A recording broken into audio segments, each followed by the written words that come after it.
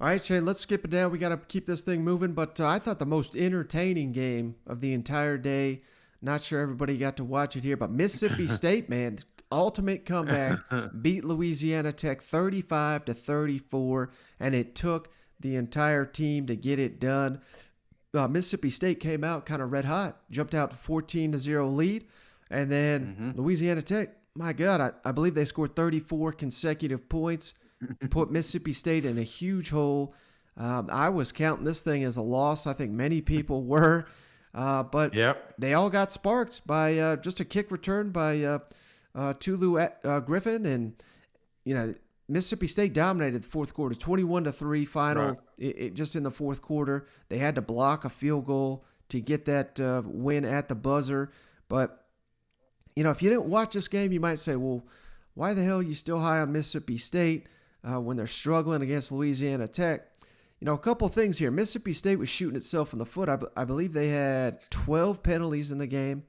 They had 4 turnovers that were just killing them, including a pick six. And I know some SEC fans may roll their eyes at this comment, but I didn't realize how good Louisiana Tech was. I mean, they got remember the law firm for Vanderbilt? He's their running back now. They got Balin Buchanan. He used to be at Tennessee. He was a starting defensive back. He's there. They had Means, former Tennessee receiver. He had a 70-yard touchdown. And then Austin Kendall, former Oklahoma quarterback. So,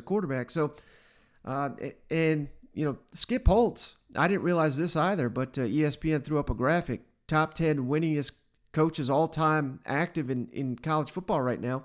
Skip Holtz is in there. So, I mean, he's got a solid program down there. And I think if nothing else, what you take away from this one, if you're a Mississippi State fan, is your team staring down an opening season loss that would have devastated your season. And instead of, folding, your team responded and, just played with their hair on fire and got the win in the season opener. I ain't gonna lie, Mike. I gave up on them too. There for a minute, I was like, man, Mississippi State, they lost this one. I just and kind of piggybacking what you're talking about. It felt like La Tech had a couple like big play, big breaks. You think about that quarterback run. You think about that big pass they had down the sideline. It was just like big plays that they just barely got somebody out of place or out of line, and they were able to take advantage of it. And then when Mississippi State was going, like you said, it was the dumb penalties. There was that one time they were thinking about going for it on fourth down and, still in that momentum. And then all of a sudden we got a false start and we have to punt. It's just it just felt like it was really sloppy. Something that you would expect coming out of the gates, for your first game. They're definitely going to have to work on some just simple fundamental things.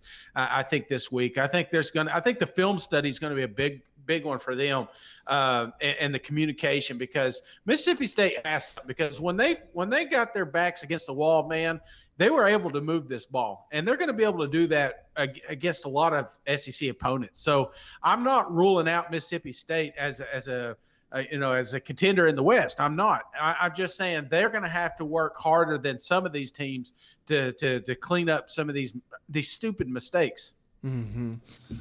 I basically said that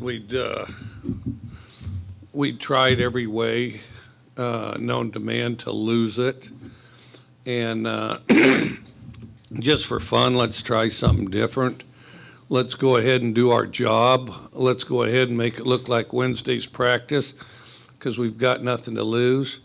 Just do your job, do it as fast as you can. And then we got up on them, 2 touchdowns.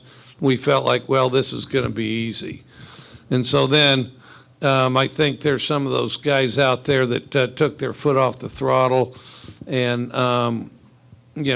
thought they'd start some screwy victory lap or something stupid like that, which, can you imagine doing that against La Tech, a team that dumps players in the NFL every year and has upset team after team after team, one after the next, and is one of the most brutal teams on earth to play over history.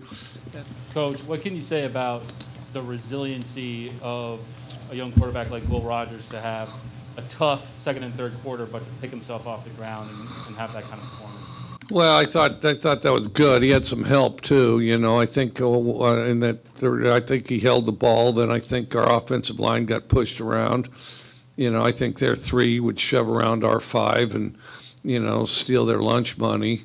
And then finally, after they didn't have enough lunch money, they got hungry, so they decided to play. And then, and then Will figured, well, I better hurry and pick it up a little bit. And then I don't know, we got in a rhythm, and that's the key. I mean, when you're playing with all 11, you get in a rhythm. If you play with 8 or 9, it's sporadic, you know, because you don't know, you know, what part's going to blow, and so then, you know, you get going, and then all of a sudden, you know, something bad happens. So, Coach, after they took a 20-point lead is when Tulu had that 70-yard return and kind of sparked. How big of a spark in your mind was that for this team? I thought it was huge, but the thing is that was a full unit deal. I mean, because there were some great blocks on that. I mean, great blocks to the point I'm a little curious who missed their block that he didn't score, you know. But no, I mean, but as it's going down the field, I saw a number of great key blocks. I mean, because Tulu's not going any further than he had earlier in the game if we're not blocking like we are on that play. And we blocked really well because I didn't see any of their guys really out of position. I mean, their coaches might have different ideas, but it looked to me like we executed the return really well, and there were a lot of blocks involved in that. There were a lot of unsung heroes on that, and you know, Tulu gets the credit for the return, but there are a lot of unsung heroes in the middle of that deal.